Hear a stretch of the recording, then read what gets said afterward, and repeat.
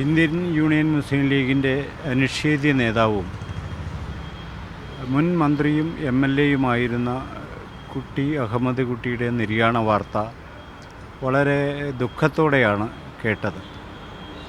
കേരളത്തിലെ മുഖ്യധാര രാഷ്ട്രീയ നേതാക്കളിൽ നിന്നും വളരെ ഭിന്നമായ രാഷ്ട്രീയ സ്വപ്നങ്ങൾ കൊണ്ടു നടന്ന ഒരാളാണ് കുട്ടി അഹമ്മദ് കുട്ടി. അദ്ദേഹവുമായി ദീർഘകാലമായി വ്യക്തിപരമായ ബന്ധം പുലർത്തുന്ന ഒരാളാണ്. ഒരുപക്ഷെ കേരളം കണ്ടിട്ടുള്ളതിൽ വെച്ച് വേറിട്ട ഒരു മുന്നേറ്റം VP സിംഗ് കേന്ദ്രം ഭരിക്കുന്ന കാലത്ത് കൊച്ചിയിൽ VP സിംഗിന് നൽകിയ വലിയൊരു സ്വീകരണമായി. സംവരണ സമുദായ മുന്നണിയുടെ നേതൃത്വത്തിൽ മുസ്ലിം ലീഗും SNDP യോഗവും ഇതര ദളിത് സംഘടനകളും സംയുക്തമായി ജനലക്ഷങ്ങൾ എന്ന് പറയാവുന്ന വിധം കൊച്ചിയിൽ വലിയൊരു ജനാവലിയെ സാക്ഷി നിർത്തിയ വലിയൊരു മൂവ്മെൻറ്റ് 1989 നടക്കുകയുണ്ട്.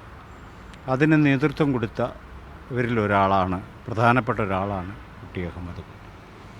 മറ്റു പലരും ആ ഒരു സ്വപ്നത്തെ വഴിയിൽ ഉപേക്ഷിച്ചെങ്കിലും മുഖ്യധാരയിലെ അനേകായിരം അവസരങ്ങളിലൂടെ കടന്നു വന്ന ഒരാളായിട്ടും അധികാരത്തിൻ്റെ ഭാഗമായിരുന്നിട്ടും ദളിതരും മുസ്ലിങ്ങളും പിന്നണി ജനവിഭാഗങ്ങളും സാഹോദര്യപൂർവ്വം ഐക്യപ്പെടേണ്ടതിനെ സംബന്ധിച്ച വേറിട്ട സ്വപ്നങ്ങളുണ്ടായിരുന്ന ഒരാളായിരുന്നു കുട്ടി അഹമ്മദ്.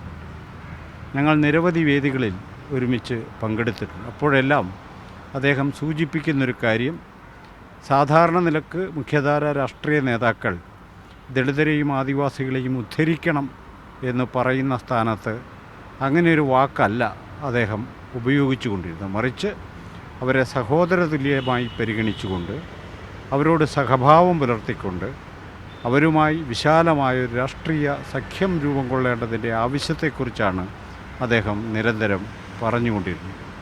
സ്വന്തം ആരോഗ്യത്തെപ്പോലും വകവയ്ക്കാതെ നിരന്തരം കേരളത്തിലെമ്പാടും സഞ്ചരിക്കുകയും ഇതിനു വേണ്ടിയുള്ള ചെറുതും വലുതുമായ എത്ര പേർ പങ്കെടുക്കുന്നു എന്നത് അദ്ദേഹത്തെ ഒരിക്കലും അലട്ടിയിരുന്നില്ല.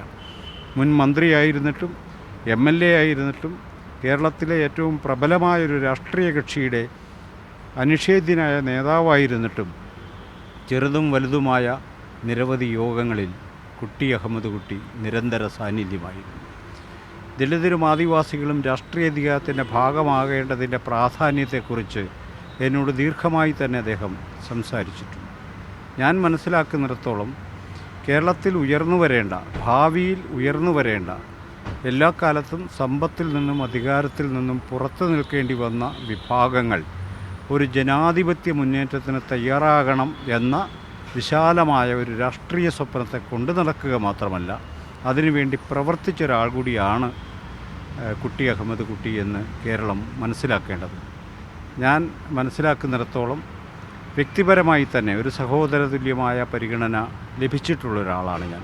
അദ്ദേഹത്തിൻ്റെ വീട്ടിൽ പോവുകയും ദീർഘമായി സംസാരിക്കുകയും ഒക്കെ ചെയ്യുന്ന ചില അനുഭവങ്ങളിലൂടെ ഞാൻ കടന്നു വന്നിട്ടുണ്ട്. കേരളത്തിലെ മുഖ്യധാര രാഷ്ട്രീയ കക്ഷികളിൽ ഇത്തരം നേതാക്കൾ അത്യപൂർവമാണ് എന്ന് പറയാതിരിക്കാൻ വയ്യ. ഒരു കാര്യം ഉറപ്പാണ്, കേരളത്തിൽ ഭാവിയിൽ ഉയർന്നു വരാവുന്ന ഏറ്റവും ദരിദ്രരും പീഡിതരും അവഗണിതരുമായ വിഭാഗങ്ങളുടെ ഒരു ജനാധിപത്യ മുന്നേറ്റത്തിന് ഒരു തീരാ നഷ്ടമാണ് കുട്ടി അഹമ്മദ് കുട്ടിയുടെ വേർപാട് എന്നാണ് ഞാൻ മനസ്സിലാക്കുന്നത്.